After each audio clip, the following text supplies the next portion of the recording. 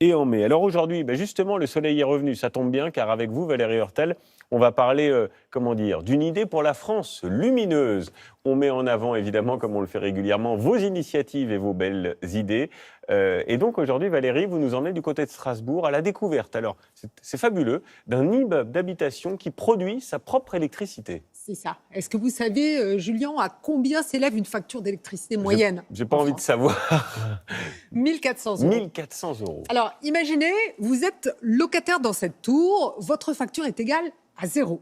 Et mieux, comme votre immeuble fabrique de l'électricité et plus que vous ne pouvez la consommer, eh bien, vous pouvez la revendre dans le réseau et là, vous gagnez même de l'argent. Carrément. Et c'est ce qui se passe. Dans cette tour, c'est ce qu'on appelle un bâtiment à énergie positive.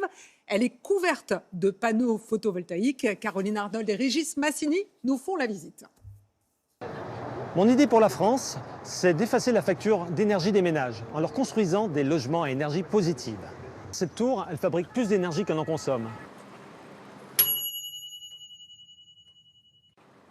Prouver qu'écologie et économie sont conciliables. C'est le défi que se sont lancés les concepteurs de cette tour ultramoderne à Strasbourg. Du haut de ses 57 mètres, elle cache une petite révolution pour ses locataires. Bonjour, bienvenue chez moi. Comme Cédric Pelletier. 3 ans que cet informaticien occupe cet appartement. 3 pièces, 77 mètres carrés et un loyer d'un peu moins de 1 000 €, la moyenne des prix du quartier. Mais rien à voir pourtant avec son ancien appartement. On consomme moins en chauffage déjà, on chauffe très peu en fait. Ce qu'on consommait en 2 mois en hiver, c'est ce qu'on consomme ici à l'année en fait. Conséquence immédiate sur sa facture énergétique. 414 € estimés sur l'année. Et ensuite on a donc l'énergie qui est revendue au niveau des panneaux solaires. Il me reste 80 € de charge. 80 € de facture énergétique par an, c'est 20 fois moins que la moyenne française. Certains locataires gagnent même de l'argent. Pour comprendre, direction le sommet de la tour. Donc là, sur la toiture du bâtiment, on a à peu près 400 mètres carrés de surface totale de panneaux photovoltaïques. Malgré tout, ce n'est pas suffisant pour compenser l'ensemble des consommations du bâtiment. Donc on a également des panneaux en façade. Des panneaux solaires qui produisent plus d'électricité que n'en consomment les locataires de la tour. Elle est donc revendue. D'immenses baies vitrées au sud pour profiter de la chaleur du soleil et au nord un bâtiment plus effilé pour lutter contre les effets du vent. Là, c'est la pointe nord ici qu'on voit ici. Tout a été pensé, optimisé pour réduire la dépendance énergétique, mais aussi les coûts de construction. Ce bâtiment coûte le prix d'un bâtiment standard alors qu'il a des performances hors normes. Par exemple, sur cette tour, on a gagné à peu près 29% de matériaux par rapport à un bâtiment classique.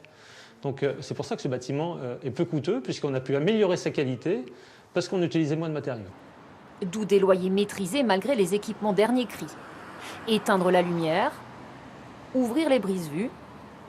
Cédric Pelletier peut tout contrôler à distance. Il reçoit même des notifications pour gérer au mieux sa consommation. On étudie comment on consomme pour comprendre et adapter les prochains bâtiments comme ça. Donc vous participez à quelque chose? Donc on participe effectivement au logement du futur. Ouais. Un concept qui séduit. Plusieurs autres tours à énergie positive sont déjà en projet en France, comme à l'étranger.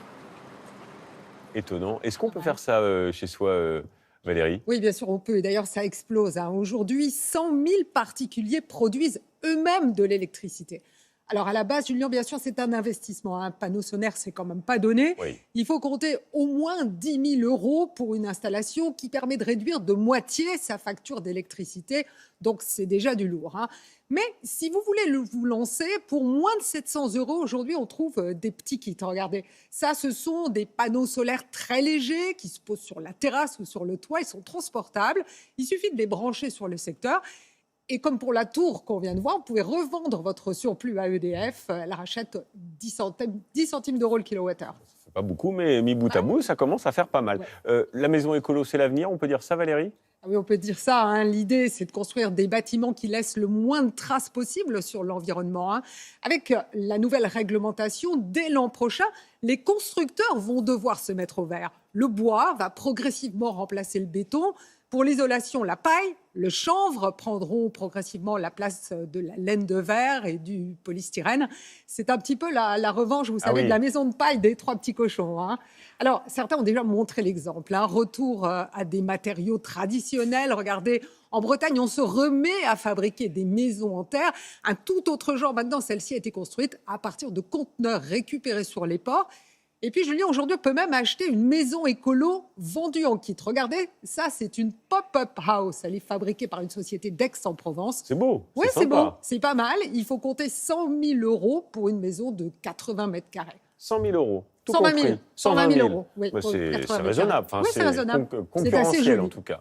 Bon, bah, très bien, merci. Encore des bonnes idées que vous nous faites partager là. N'hésitez pas, vous aussi, à nous faire partager vos initiatives. On ira à votre rencontre pour en faire un reportage dans votre trésor. Ça se passe sur le site France Info ou en scannant le QR code qui s'affiche avec l'appareil photo de votre smartphone. Tiens, une autre idée.